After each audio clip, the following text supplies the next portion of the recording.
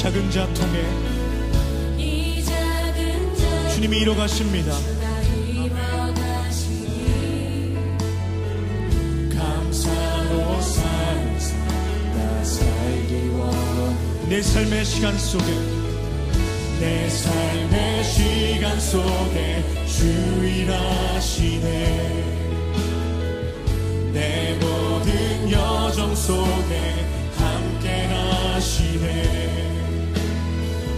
깊고도 크신 주의 영광을 나 보리라. 위대하신 주 나는 주님께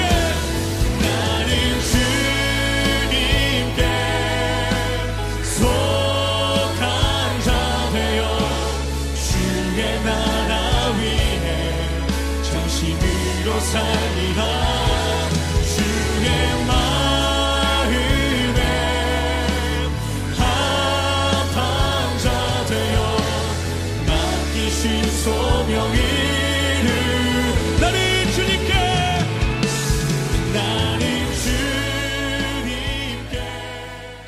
오늘 새로운 예배 처소에서 예배 드릴 수 있도록 인도해 주신 하나님, 우리 하나님께 영광과 찬양을 올려드립니다. 할렐루야. 너무 좋죠? 네. 좀 모든 게 다 구비가 되어 있어요.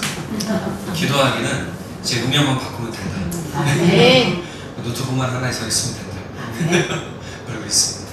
너무 모든 게 다 구비가 되어 있어서 너무 감사해요. 그 전에 제가 여기 첫 사역지장이었습니다. 제가 2006년 12월에 처음 왔을 때 이 자리였어요. 근데 하나님이 이 자리로 다시 돌려주셨어요. 근데 참 감사한 건 그 전보다 더 좋아졌어요. 그 전에 있을 때는 이쪽이 강단이었고, 이제 지금 제가 오기 전에 계시던 목사님이 이걸 다 손을 보셨어요. 그래서 방향도 바꿔놓으시고 인테리어도 조금 바꿔놓으시고, 우리 너무 좋게 됐죠? 네. 지금 건반 칠 사람 필요하고 드럼 칠 사람 필요하고 악기 다룰 사람 필요하고 기도하셔야 됩니다. 네. 네.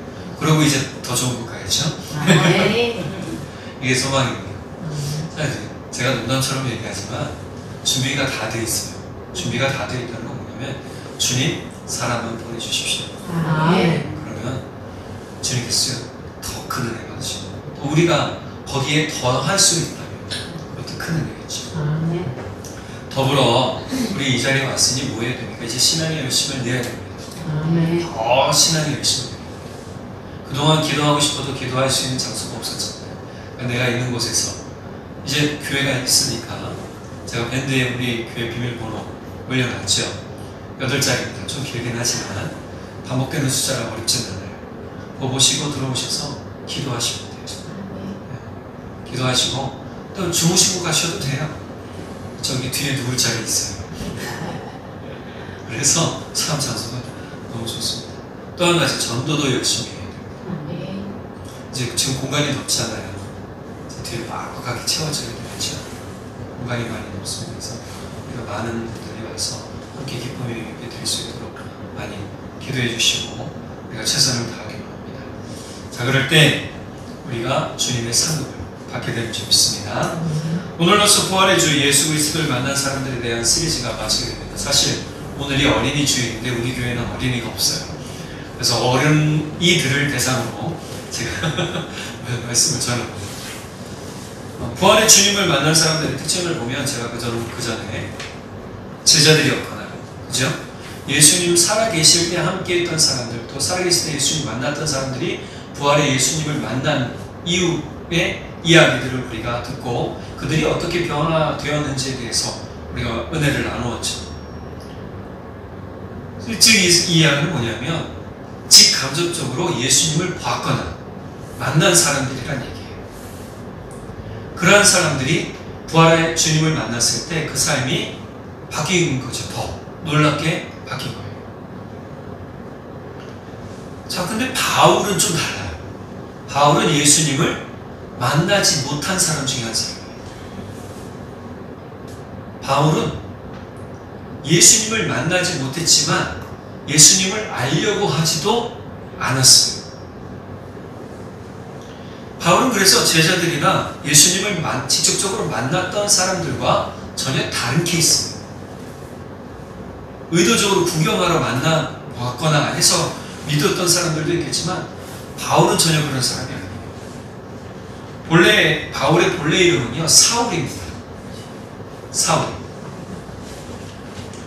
사울에 대해서는 사도행전 7장에 이제 잘 나와 있어요. 사울이 뭐했냐? 우리 빌립, 스데반 집사죠. 스데반 집사를 죽일 때 자신이 옷을 벗어 증인으로 앞장선 사람이 사울이에요. 사울은요, 유대 교인이었고요, 정통 유대 교인이었습니다. 그리고 율법학자였고요, 랍비, 지금으로 얘기하면 교사였습니다. 그는 또 젊은 나이의 사람이었어요. 이 당시 젊은 나이라고 하면요, 25세에서 35세 사이랍니다. 그런데 이때 랍비를 할 수 있는 모든 교육 과정을 다 마친 사람이 이 사울이라는 사람이었습니다. 그런데 이 사람은 어떠냐? 그리스도인을 핍박하는데 앞장섰던 사람이에요. 그리스도인들을 잡아서 감옥에 가두고 그리스도인들을 잡아서 죽이는데 앞장섰던 사람이 이 사람이에요.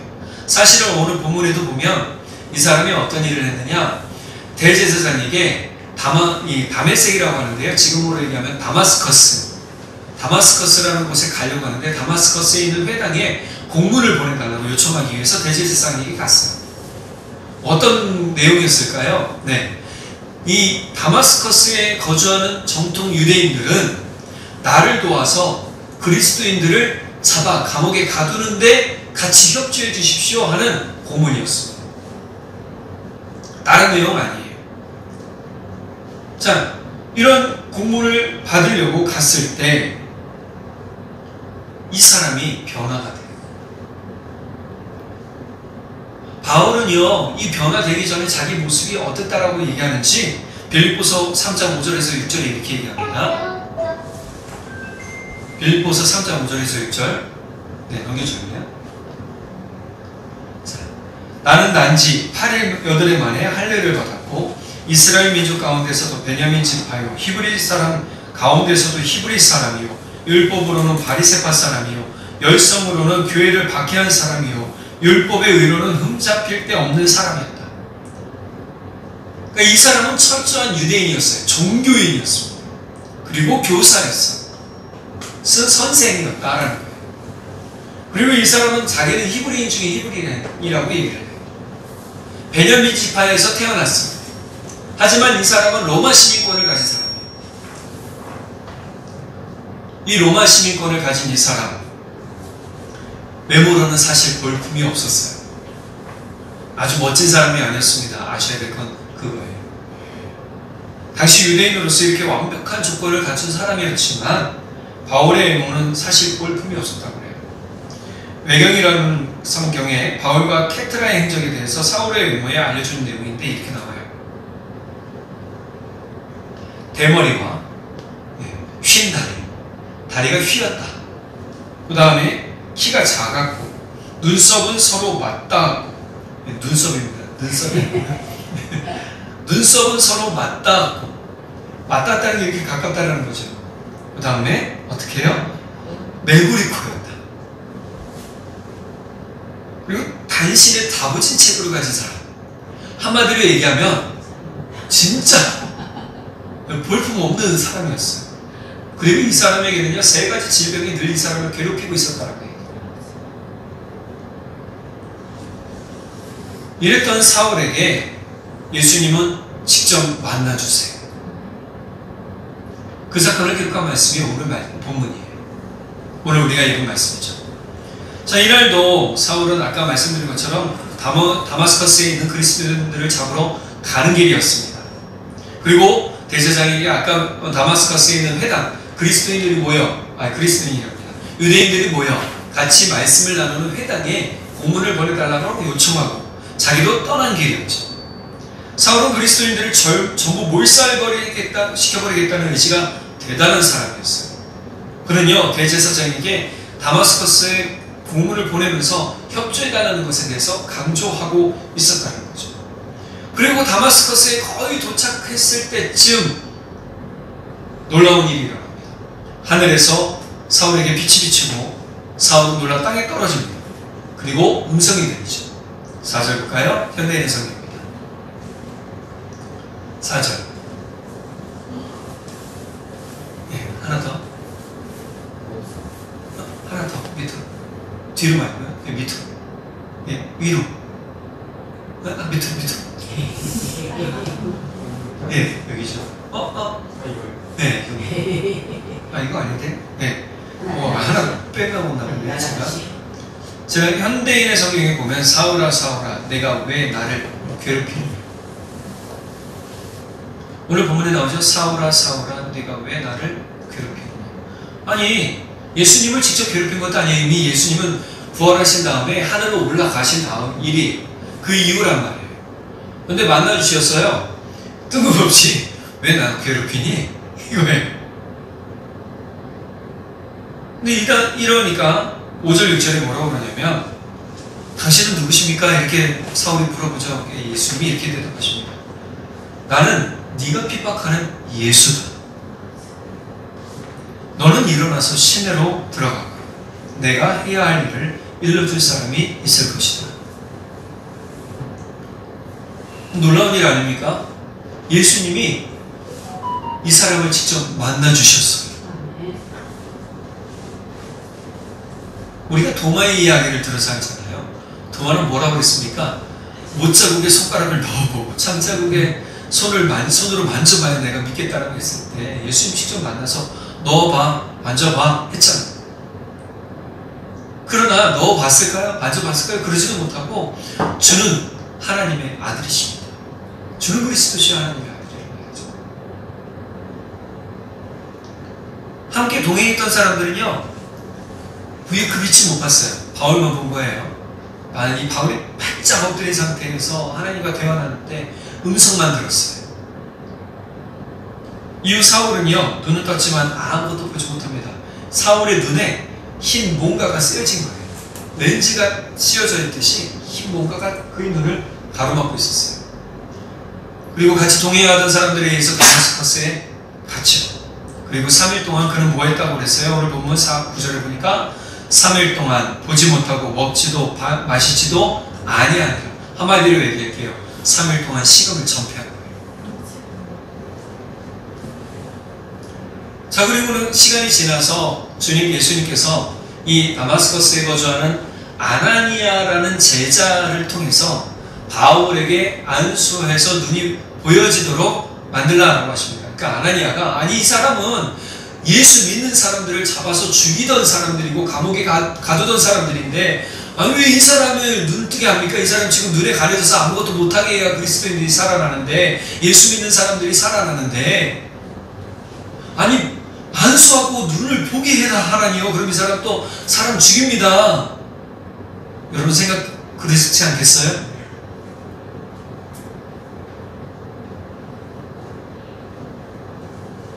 네. 이 바울이 사울일 때 아나니아가 가서 안수해 주죠. 시간이 지나서 이 회심의 사건을요 바울이 직접 간증하는 부분이 사도행전 22장과 26장에 나와요. 특히 26장에서는요 헤롯 아그리빠 인사에게 복음을 전하면서 자신이 어떻게 그리스도를 믿게 되었는지 또 자신이 예수님을 만난 이야기를 하고 있단 말이에요. 우리가 한 가지 알아야 될 중요한 사실 하나가 뭐냐면 예수 믿으면 놀라운 변화가 반드시 있다는 거예요. 좀 이따 그 변화가 뭔지를 얘기해 드릴게요. 자, 이처럼 예수님을 만난 사람들 중 가장 극적인 변화를 일으킨 사람이 누구냐? 바로 이 사울이라는 인물이에요. 지금은 우리가 바울로 부르는 인물이죠. 원래 이 이름이 사울이라고 했는데 이 이름은요 이스라엘의 1대 왕 사울 왕의 이름을 본따거라고 보고 있어요. 사울의 이름은 큰 자입니다. 히브리어 뜻의 이름은 큰 자예요. 그럼 바울은 뭐냐? 헬라어식 이름이랍니다. 헬라식 이름으로 작은 자, 작은 이 뜻을 가지고 있대요. 그러면 누가 이렇게 불렀을까? 원래는 모든 본문 성경에는요 다 사울로 나와요. 그런데 사도행전 13장에서 누가가 이 성경을 썼는데 사도행전을 썼는데 누가가 이 사울이라는 인물을 나중에 9절에 보면 뭐라고 그러냐면 바울이라고도 하는 성령이 충만하여 라고 내려줄까요? 네, 바울이라고도 하는 사울이 성령으로 충만하여 이렇게 나와요. 그러면서 그 뒤로 계속 어떻게 부르냐면 바울로 불러요. 희한한 건 이 누가도 그전 7절까지는 어떻게 불렀냐면요, 사울로 불렀어요. 13장 2절 주님께서 너희는 나를 위하여 바나바와 사울을 따로 세워라, 네, 이렇게 나왔죠. 또 4절 볼까요? 바나바와 사울은 계속 사울로 썼어요. 7절 이 총독 서기오 바울은 총명한 사람이어서 바나바와 사울을 청해서 사울로 불렀어요. 그런데 9절 넘어가서 갑자기 바울이라고 하는 사울이 성령이 충만해서 그랬어요. 그 뒤로 성령 충만한 다음에 어떤 일이 일어나요? 바울이 됩니다. 이렇게 얘기하는 거예요. 작은 자가 됐다. 아니 왜 큰 자로 안 부르고? 사람 마음이 그렇잖아요. 큰 자요. 그런 기분 좋죠. 당신은 큰 자입니다. 그런데 지금 누가는 계속 이제 뭐라고 부르는 거예요? 작은 자, 바울이라고 부르죠. 성령으로 겸손해진 사람이라는 뜻을 갖고 있는 거예요.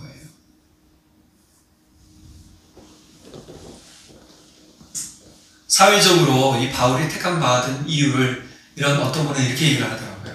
사회적으로 헬라 문화권인 길리기아 다소에서 성장해서 어려서부터 이방 문명 속에서 보고 배워서 이방 문명에 박식했고, 특히 로마 시민권을 소유하고 있었고, 이렇게 사울은 두세 개의 사람, 즉 유대인의 세계와 원래 어디 지파였다고요? 베냐민 지파, 정통 히브리 지파예요.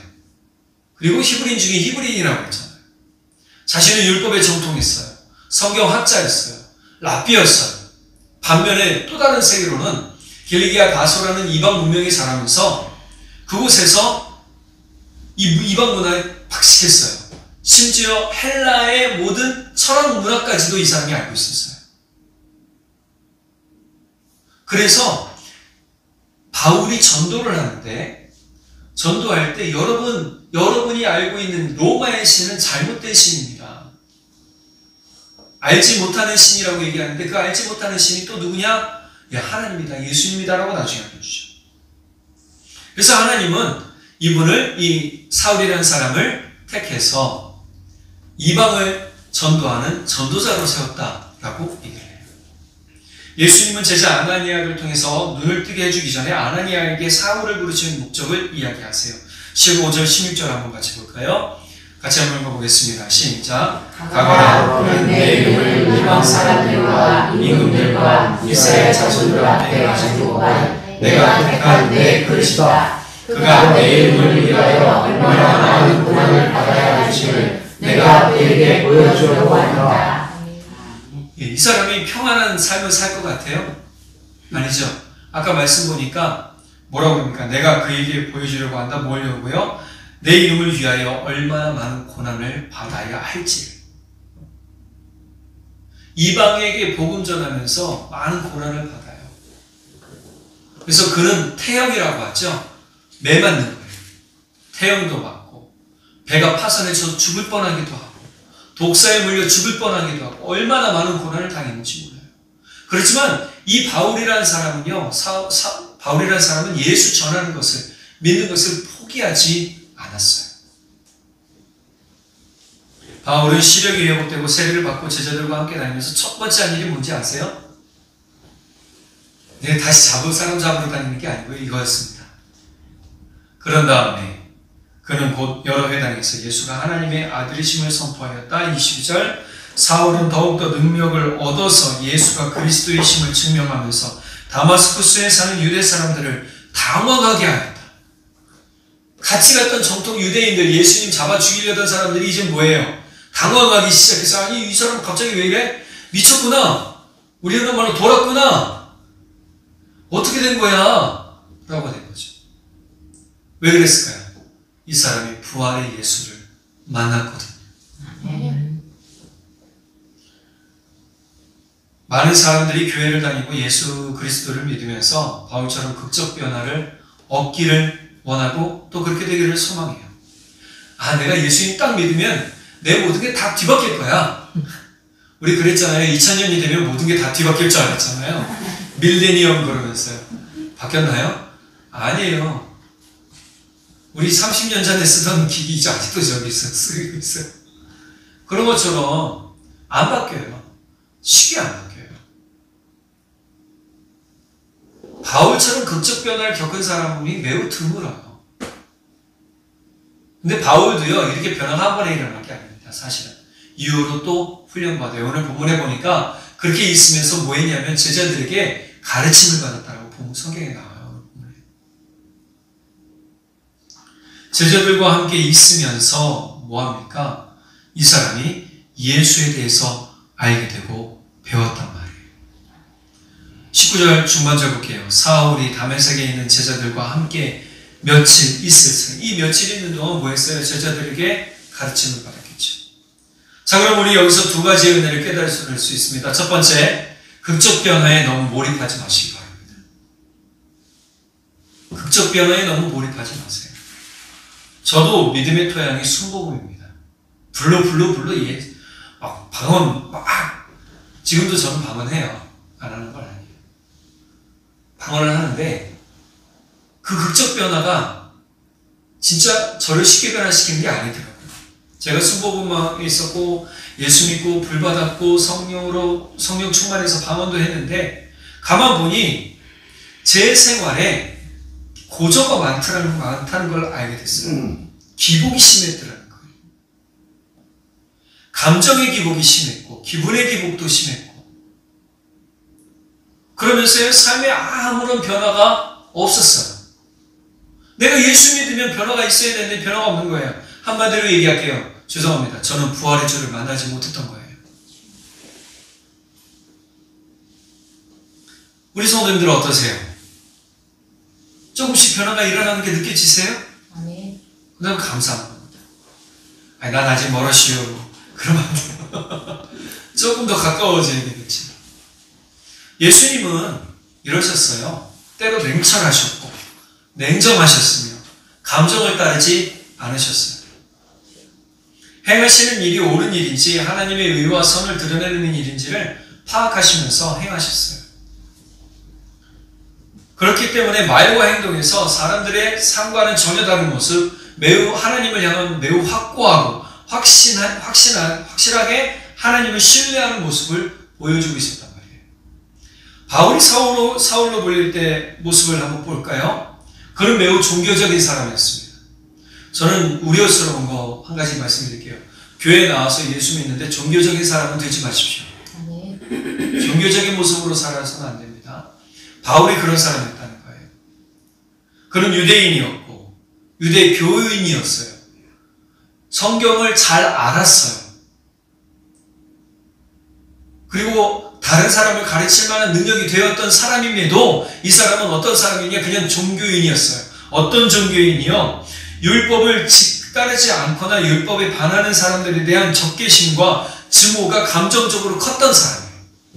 그래서요, 이 사울이라는 사람이 스데반 집사를 죽일 때도 자기가 감정적으로 옷을 벗어서 자기가 증인이 되겠다라고 앞서 나갔고, 이러면서 이후로도 계속 그리스도인들을 잡는 일에 앞서 나가면서 뭐 했어요?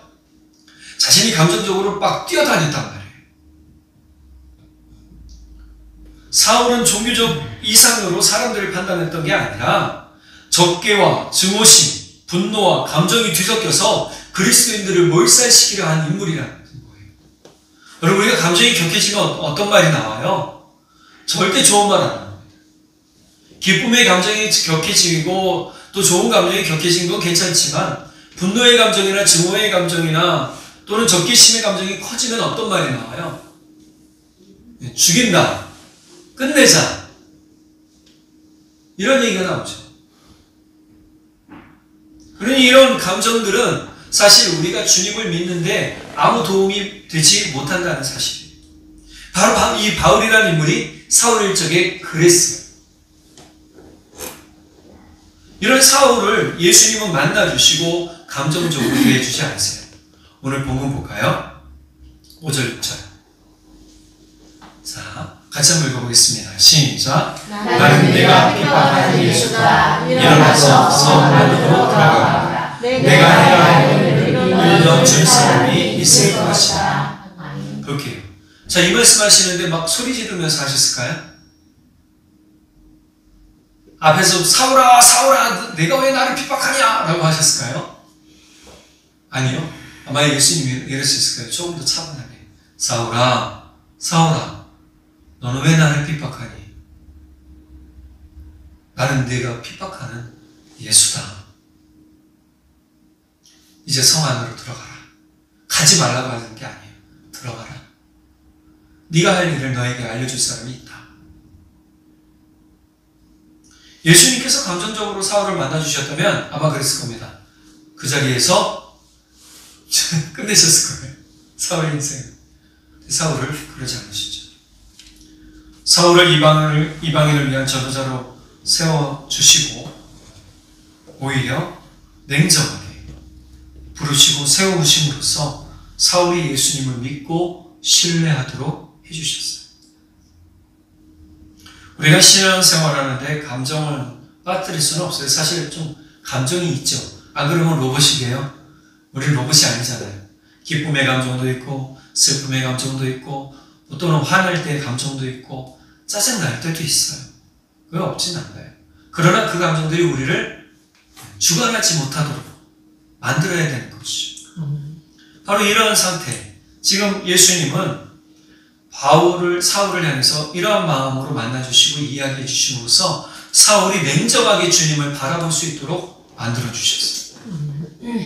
그렇게 우리는요, 성령을 통해 생각하고 말하고 행동하는 신앙의 침착성과 냉정과 냉철을 잘 유지하고 있어야 되는 거예요.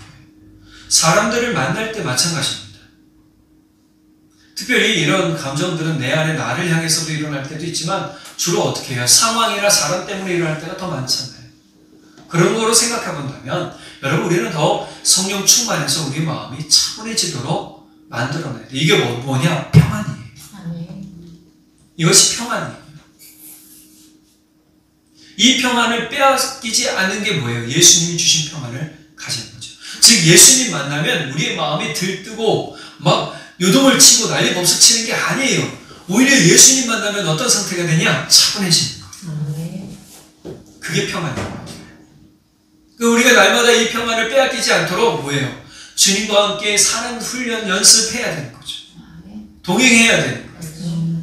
그래야 이 평안을 통한 기쁨을 얻게 되고 소망을 얻게 되고 사랑을 얻게 되는 줄 믿으시기 바랍니다. 두 번째, 예수 믿은 후의 변화는요, 반드시 선한 믿음의 결과를 가지고 온다는 겁니다. 사울이 눈이 보여지고 난 다음에 다마스커스의 제자들과 지내면서 예수 그리스도와 복음을 배웠어요. 그리고 음식을 먹으며 힘을 얻은 뒤에 바울이 했던 첫 번째 일이 뭐라고요? 네, 바로 예수님 전하는 거였어요. 20절. 그는 곧 여러 회당에서 예수가 하나님의 아들이심을 선포했다.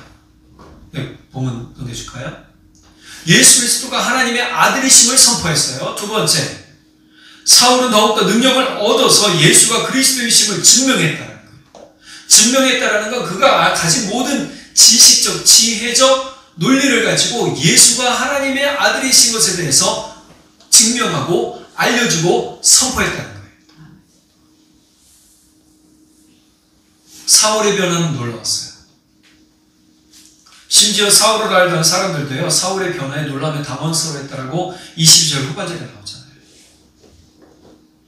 즉 사울은 부활하신 예수 그리스도를 만남으로써 그의 모든 가치관, 삶의 방향, 삶의 목적이 바뀌어버린 사람이 됐어요. 그 전에 삶의 방향, 목적, 가치는 뭐에 있었어요? 그리스도인들을 잡아 감옥에 가두는 거예요. 더 이상 복음이 예수가 전해지지 못하도록 하는 거였어요. 그런데 부활하신 예수님 만난 다음에 그의 가치는 뭐예요? 이제 하나님의 아들이시요 그리스도이신 예수를 전하는 데 있는 거예요.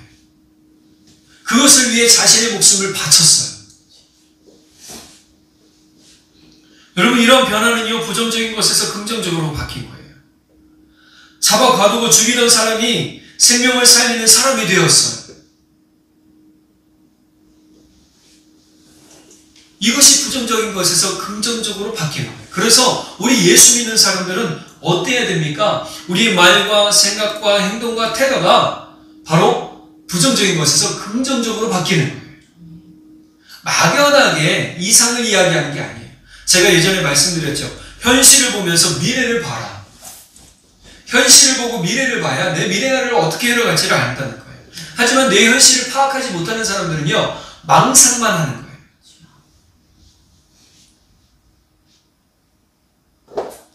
우리 삶도 그렇습니다. 교회를 오래 다닌 것과 부활의 주님이신 예수 그리스도를 만난 것은 다른 의미예요. 종교적 생활을 했느냐가 아니라 예수님과 함께 살고 있느냐가 중요한 거예요. 저는 저나 우리 성도들 모두가 예수님과 함께 사는 사람들이 되기를 간절히 축복합니다. 종교인의 모습은 버려버려야 되는 거예요. 우리 어린 아이들이, 젊은 청년들이 나이 든 사람들을 뭐라고 부르는지 아시죠? 꼰대라고 부르잖아요. 뭐예요? 틀에서 유연하지 못한 거예요. 과거에 사로잡혀서 앞을 보지 못하는 거예요. 제가 김창욱 씨 얘기를 듣는데, 김창욱 씨가 그런 얘기를 해요. 자기도 삶의 유연성이 없었다. 유연성이 없었다. 그러니까 삶의 유연성이라는 건 어디서 나옵니까? 생각, 마음에서 나오죠. 그런데 우리도 이런 유연성을 갖고 있어야 되는 거예요. 이런 유연성을 가지고 예수님을 믿어야 되는 것이죠. 바울처럼 종교적 삶을 오래 살아도 부정적인 말과 행동을 한다면요, 부활의 주님을 만난 게 아니에요. 그러니 우리는 부활의 주님이신 예수님을 바로 알고 믿어야 됩니다. 그때 삶과 태도가 바뀌게 되고요, 믿음의 선한 결과를 내는 그런 삶을 살 수 있게 되는 줄 믿으시기 바랍니다. 그래서 내가 부활의 예수님 만나는 게 기쁨인 거예요. 부활의 예수님과 함께 사는 게 기쁨인 거예요. 제가 오늘 이제 쭉 걸어오면서 참 가벼웠어요. 너무 일직선이다. 너무 좋다. 길도 바로 나서. 우리 삶이 이렇게 주님과 함께 동행하는 삶을 살면 기뻐할 수밖에 없는 것이죠. 골로새서 1장 10절에서 11절 같이 한번 읽어보겠습니다.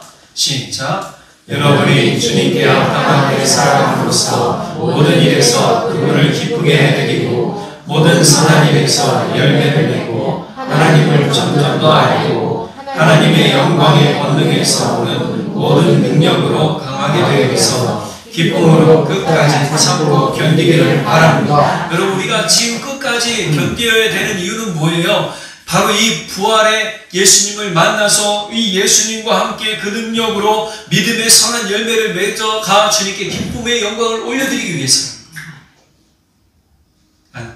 한마디로 얘기할게요. 그냥 믿음의 선한 열매를 맺는 가장 중요한 방법 하나, 예수님과 동행하는 것. 그거밖에 없는 거예요. 그래서 디도서 3장 14절에서도 바울 사도는 이렇게 디도한테 권면해요. 같이 한번 읽어보겠습니다. 우리 성도들은 주님에게 수고하는 사람들을 돕는 선한 일을 힘써 배워야 합니다. 그러면 열매 맺는 보람된 생활을 할 것입니다. 아멘. 어떻게 보람된 생활을 한다고요? 예. 주님의 일에 수고하는 모든 사람들을 도울 때, 한마디로 얘기할게요. 우리 성도님들 서로를 도울 때. 자, 옆에 분에게 이렇게 얘기하시기 바랍니다. 내가 당신을 돕겠습니다. 내가 당신을 돕겠습니다. 내가 당신을 돕겠습니다. 이게 물질만은 아니에요. 마음, 생각. 가장 중요한 건 뭐로 도와요? 기도로 도와요. 아멘. 격려로 도와요. 그래서 우리 서로가 믿음의 선한 결과를 가진 부활의 예수님 만난 사람들 되어야 될 줄 믿습니다. 아멘. 이 소망은 너무너무 중요합니다. 오늘로써 이제 부활의 예수를 만난 사람들 시리즈를 마치게 되는데 좀 어려웠죠. 부활의 주님을 만나는 게 쉬운 일은 아닐 것 같죠. 근데 쉽습니다. 내가 부활의 예수님을 믿습니다. 라고 고백하면 됩니다. 아멘. 한번 따라해볼까요? 내가 부활의 예수님을 믿습니다. 나의 주요 온전케 하시는 이 예수님을 믿습니다. 이 고백이 날마다 우리 입술 가운데 있고 이것을 통해서 우리가 믿음의 선한 열매를 맺어가서 그것을 통해서 주님께 영광 올려드리는 우리 모두가 되기를 간절히 바랍니다. 기도하겠습니다. 사랑의 하나님 아버지, 참 감사합니다. 우리에게 아름다운 말씀 또 복된 말씀 주셔서 너무너무 감사합니다. 이 말씀을 따라 우리가 살게 하시고 이 말씀이 우리의 소망 되게 하여 주옵소서. 주님, 바울 사도처럼 우리가 극적 변화를 겪을 수는 없습니다. 그런 사람들이 드문 것을 알고 있습니다. 그러나 우리는 예수님 만나 서서히 우리의 삶과 태도와 말과 생각과 마음과 모든 삶의 방향들이 바뀌어지게 될 줄 믿습니다. 그러나 극적으로 변하는 단 한 가지는 변치 않습니다. 바로 우리가 예수님 때문에, 예수님을 믿어서 구원받는다는 사실입니다. 주님, 이것을 우리가 끝까지 믿고 나아가게 하시고 우리가 세상 사람들과 차별되어서 구별되어서 살아가는 복되고 아름다운 열매 맺어가는 사람들 되도록 성령 하나님 붙들어 주십시오. 믿고 감사드리며 우리 주 예수 그리스도의 이름으로 기도드렸습니다. 아멘. 이 땅에 내 삶이 비록 버겁더라도 주님의 선하심 나 믿으며 가리. 이 작은 자통에 주님이 이뤄가십니다. 감사로 사는 삶 나 살기 원해. 내 삶의 시간 속에 내 삶의 시간 속에 주 일하시네. 내 모든 여정 속에 함께 하시네. 깊고도 크신 주의 영광을